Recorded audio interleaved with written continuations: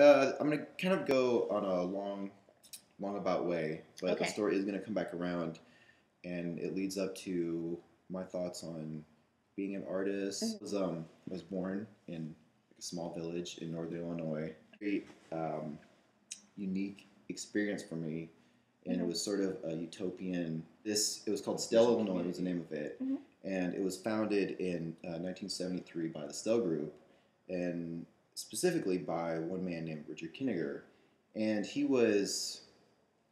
And I'm kind of at this point while I'm like sorting this out, is just whatever. But apparently, you know, it was a philosophical community where he kind of developed his own philosophy.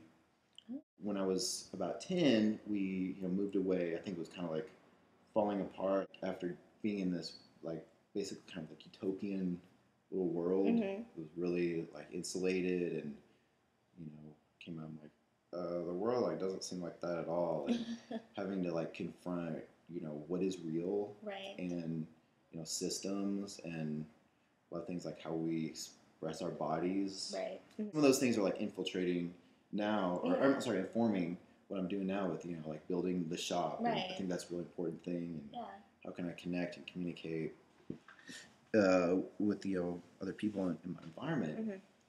And so part of that is kind of going to leading me up to what I think of as being an artist and the challenge of that. And so I'll say that for a long time I was kind of like, I don't know, like I had this mixed thing of being an artist. I've always seen being an artist as a noble profession. Sure. And I know a lot of stuff in the world today is kind of like what I would refer to as like artists just like masturbating on a page.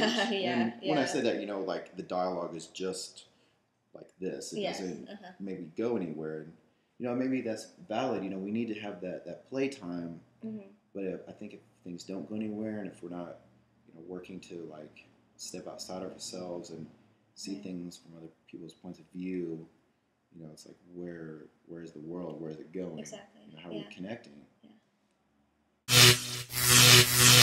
So we had a bit of technical difficulty. As you can see, the painting is no longer behind us. But what I was asking you, Val Curry, is what you are addressing or exploring in your work.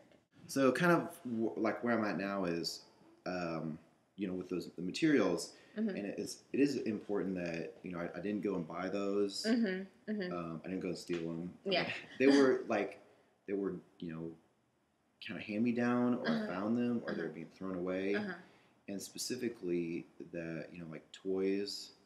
I don't know if you're like this, but like when I was a kid, like, hey, I want this toy. Yeah, oh yeah. And they're like, well, you need to really think about if you want that. Exactly. Wait a week. Yeah. And then we'll come back and decide. Yeah. We'll see if you still want it. Yes, I got that all the time. Like, like, no, I want it now. Yeah, like really like amplified or built up. Yeah. The thing of it, it would just make me want it more. Like, like obsess about it. Like, I have to get this. And then now, like I started making things with toys. Like my original impetus was I wanted to, it was kind of an interesting looking thing. And I was like, well, what's a different like unit I can use to like build with, So like, piece of clay or wood or whatever. So it's like, oh, the toy, I can go to the dollar store and buy like a bunch of these bags for $10, and I can kind of like make whatever you want. Yeah. It's like it gives that visual texture. Yeah. So this is from a triptych. There's 3 that I'm working on, and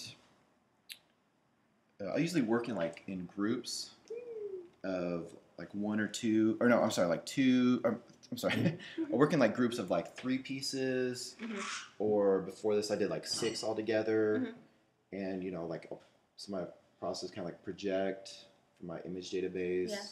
Then go in and do glazes and painting, and then I'll mix them up or take some out.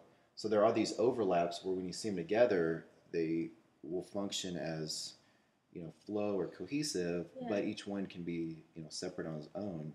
And I'm not sure exactly why I'm doing that. I think that is probably alluding to connection and communication, and maybe it's humans. This is human centric. Like, how do we make connections with each other and bridge those gaps? So these are kind of this is like the third generation of the painting series that I've done, and it's kind of specifically I've mixed like Mayan, kind of ancient artwork with like scientific symbols, electronics, and blended those together. So it's kind of exploring the intersection of science and religion. Yeah. But then there's also that kind of whimsical, fun, like absurdity. Yeah, this big giant hand coming into the thing to it. Yeah. So I'm, this is still a little newer, and I don't know like the summed up sentence to tie it up, but those are like the things that are kind of gestating in my mind when I'm working with it. And we'll see what it turns into. See what it emerges. Yeah.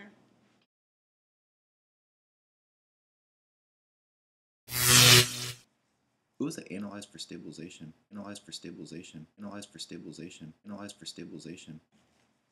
Who was it analyzed for stabilization? Well, if we were moving like this. Oh, we're recording now.